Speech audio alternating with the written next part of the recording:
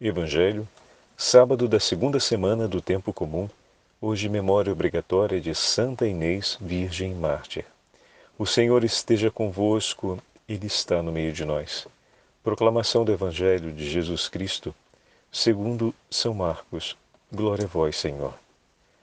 Naquele tempo, Jesus voltou para casa com os discípulos. E de novo se reuniu tanta gente que eles nem sequer podiam comer.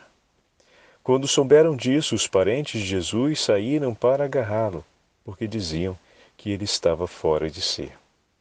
Palavra da salvação. Glória a vós, Senhor. Sábado da segunda semana do Tempo Comum, hoje memória obrigatória de Santa Inês, Virgem e Mártir. Em nome do Pai, do Filho e do Espírito Santo. Amém. Queridos irmãos e irmãs, depois da memória de São Sebastião e de São Fabiano, mártires, um papa, o outro oficial do exército romano, a Santa Liturgia nos entrega na sequência a celebração de um outro mártir, a jovem Santa Inês. Na tradução do latim para o grego existe uma diferença que está relacionada também à história da vida de Santa Inês, que pode ter referência ao nome Agnes, que significa cordeiro. Então, Inês e Agnes são os dois nomes aplicados a essa mesma santa. Bom, o que temos de particular na história de Santa Inês? O grande testemunho de amor já em tenra idade a nosso Senhor Jesus Cristo. Poderíamos dizer que também Inês estava fora de si. Se o Evangelho de hoje diz que os parentes de Jesus tentaram agarrá-lo, porque ele nem dormia e nem comia direito, ocupando-se ininterruptamente de todos aqueles que vinham até ele. Não prova descanso guarda de Israel, assim nos fala o Antigo Testamento a respeito do Goel, do guardião de Israel. O Senhor não prova sono, não prova repouso na hora de amar e cuidar do seu povo, na hora de amar e cuidar daqueles que ama, daqueles que suplicam a sua misericórdia. O nosso Senhor não dorme nem cochila, Ele que é o Deus de Israel. Meu irmão e minha irmã, que grande anúncio para nós é o Evangelho de hoje, porque nós estamos vendo concretamente na vida de Jesus, isso é muito objetivo, hein? Faltou tempo para dormir e para comer, porque a sua prioridade era cuidar de todos aqueles que vinham até ele, que o buscavam e traziam até ele a súplica pelo perdão de seus pecados, traziam até ele as dores por tudo que passou em suas vidas, traziam até ele o sofrimento impetrado pela presença do mal em suas vidas e suplicavam a Jesus misericórdia e o seu perdão, porque sabemos que as curas, elas significam um perdão de Deus, uma vez que muitas das doenças e enfermidades objetivamente representavam o fato de Deus estar punindo por causa de algum pecado que permanecia escondido aos homens, mas não aos olhos de Deus. Então significa dizer que o teu Senhor não dorme nem cochila e espera que você venha até Ele. E como se fosse enlouquecido de amor, quer lhe receber. E dispõe todo o tempo e toda a força que tem para poder cuidar de você. Para não deixar você sem ser atendido por Ele, sem ser ouvido por Ele, sem ser acolhido por Ele em sua casa, sem ser abençoado por Ele, sem ser, enfim, curado por Ele. Sem que a sua misericórdia, ou melhor, sem que você volte, sem que a sua misericórdia não tenha acontecido em sua vida. O seu Senhor, que é misericórdia, te espera por você. Meu irmão, minha irmã, essa palavra tem, como falávamos ainda há pouco, um significado grande, porque Santa Inês foi tomada da mesma forma pelos seus familiares. Ela recebeu, como nós falávamos, uma formação cristã muito cedo. Era de nobre família e com isso conheceu logo os ensinamentos a respeito do Evangelho e os testemunhos daqueles que de alguma forma estiveram mais próximos dos apóstolos e com isso teve acesso também a uma instrução na fé muito significativa.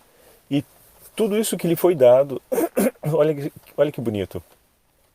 Ela teve acesso então, porque era de uma família nobre, muito rica, teve acesso à instrução, à formação, ao contato direto com aqueles que anunciavam o Evangelho de Cristo, e tudo somado fez com que o seu coração, ainda muito jovem, 13 anos, ardesse de amor por Jesus a ponto de dizer: eu quero viver para Ele, para nenhum outro. E aqui começa toda a história, como nós sabemos.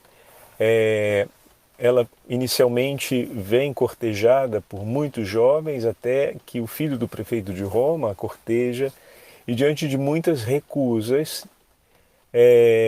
porque queria entregar-se a Jesus, queria viver uma vida consagrada a Ele, termina sendo perseguida e sendo considerada louca, enlouquecida. Até que esse rapaz tenta pegá-la à força. E nessa hora acontece que um raio cai sobre ele e o mata fulminantemente. O seu pai suplica a ela que pudesse interceder ao Deus dos cristãos, já que ela se dizia cristã, a fim de que pudesse fazer algo. E pelas preces de Santa Inês, o rapaz voltou à vida. Isso fez com que o próprio rapaz se convertesse ao cristianismo diante do que se passou na sua vida. O que levou a família do prefeito da cidade de Roma a abraçar a fé cristã, ou melhor, a aproximar-se mais da fé cristã, num tempo em que Diocleciano havia estabelecido a perseguição contra os cristãos. Era mais uma das levas dos decretos de perseguição. E ali começa um momento difícil para o prefeito de Roma.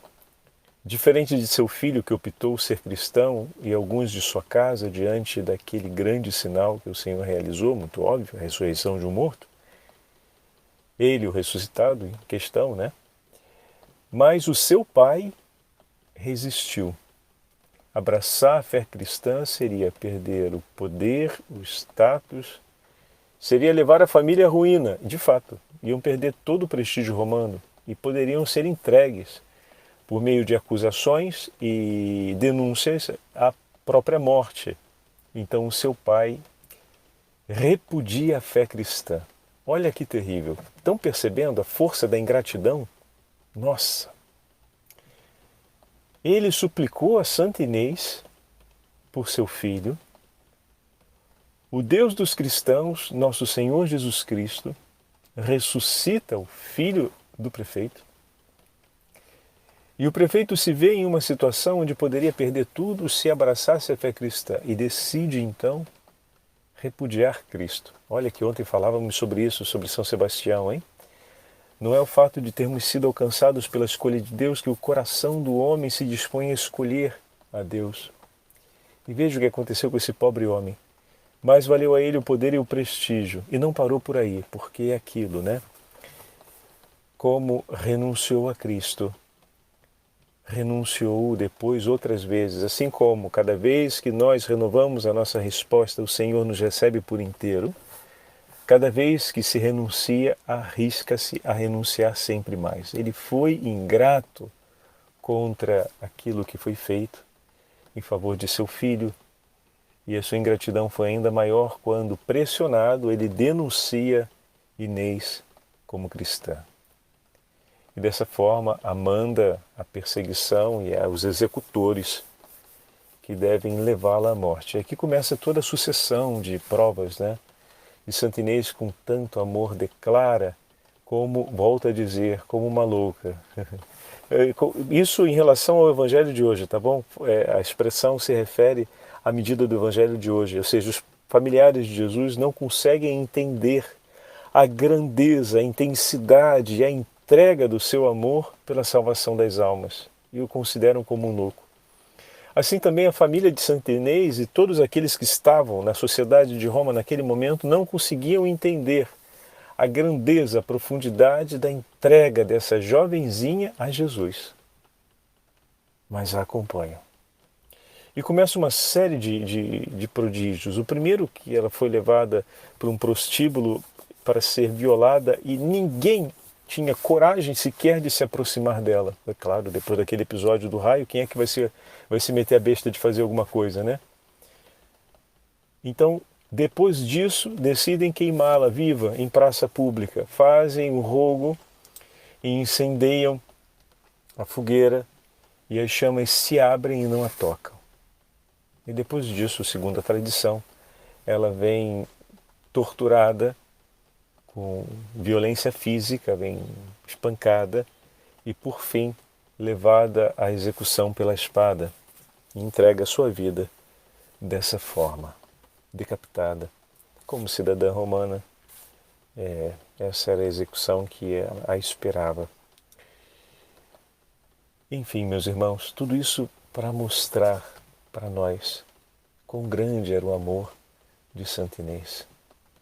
A cada provação, a cada milagre que acontecia, a fé dos irmãos no nome do Senhor aumentava. Por quê?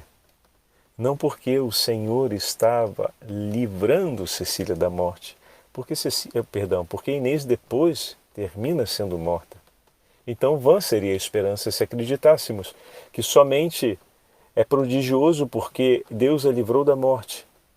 É prodigioso porque manifesta explicitamente que é Deus que está no comando. Você vê isso nos milagres que Deus já fez na sua vida? Ou você continua com aquela fé infantil que vai mais cedo ou mais tarde desmoronar? O Senhor me livrou de um problema. O Senhor vai estar sempre me livrando de um problema. Até o dia que Ele não me livra de um problema e eu digo, então Deus não cuida de mim, não olha para mim, é tudo muito frágil, é tudo falso, não é verdade. Como é que é esse negócio? E o tempo em que o Senhor nos coloca diante da prova, para que nós possamos declarar a grandeza do nosso amor. E quando o amado se esconde para provocar no coração da sua amada, como nos ensina o livro do Cântico dos Cânticos, a memória do amor que os envolve, a memória do amor que os liga. E quanto mais ela é questionada, onde está o seu amado, por que ele é melhor do que os outros homens, por que você o procura assim, ela dá as razões do seu amor. Cada vez que ela não encontra, cada vez que ela sofre pelo desencontro e pela perda, cada vez que ela sofre pelo escondimento do seu amado, ela vive uma declaração mais intensa do seu amor. Porque existe a memória viva da presença do amado dentro de si e a espera do seu coração, que arde no desejo de encontrá-lo. Então aquilo que parece ser um mal gera um bem e uma vitalidade sem precedentes no coração dela, da amada. Da mesma forma, a cada milagre realizado pelo Senhor, aumentava a certeza de que nosso Senhor está no comando, de que a sua vida está em suas mãos, de que Ele é o Senhor de tudo. E se o meu Senhor finalmente quiser me chamar para junto de si, eu estou pronta e desejo ir. Quero estar contigo, meu Senhor. Não sou mais forte, porque o Senhor me livrou da morte. Não sou mais forte porque eles quebraram a cara, queriam fazer o mal e viram que não deram conta do que queriam fazer. Alegrai-vos, porque o vosso nome está escrito no livro dos céus. O vosso nome está escrito. Alegrai-vos, porque o Senhor está conosco, está no meio de nós. É Ele a nossa força. Os nossos inimigos cairão por terra e perecerão, porque o Senhor é a nossa força. Nossa vida está em suas mãos. É daí que vem a paz do coração daquela pequenina 13 anos, que suportando tudo isso, espera no Senhor. Até que finalmente chega a ocasião em que irá entregar sua vida por amor. E a entrega livremente porque sabe que tudo está em suas mãos. Ao livrá-la do fogo, ao livrá-la da violência, ao defender a sua pureza e a sua castidade contra a vilania dos malvados, o Senhor testemunhou que recebia com todo o amor do seu coração a sua oferta de vida e que ela, a pequena Inês, lhe pertencia, era sua. E assim como ele caminhou pelo vale da sombra da morte, assim como ele caminhou pelo Calvário e derramou o seu sangue por amor pela salvação das almas e por amor ao Pai, também Inês, no último dia de sua vida, derramou o seu sangue e entregou o seu coração por amor a Jesus e pela salvação das almas, pela conversão dos pecadores. E nisso, em tudo, estiveram unidos até o último dia e hoje permanecem em toda a eternidade. Que a nossa meditação e a recordação de Santa Inês possa nos ajudar, queridos irmãos e irmãs, a poder entregar sempre mais o nosso coração ao Senhor. Sejamos sim vistos pelo mundo como homens e mulheres loucos de amor por Jesus. E que a nossa loucura seja amá-lo de todo o nosso coração e empenhar toda a nossa vida sem descanso e sem trégua num sacrifício único de louvor a Deus e de amor a nossos irmãos e irmãs, em favor da salvação das almas. O Senhor esteja convosco, Ele está no meio de nós. Pela intercessão de Santa Inês e da Beatíssima Virgem Maria, Rainha dos Mártires, abençoe-vos o Deus Todo-Poderoso, Pai, Filho e Espírito Santo. Amém.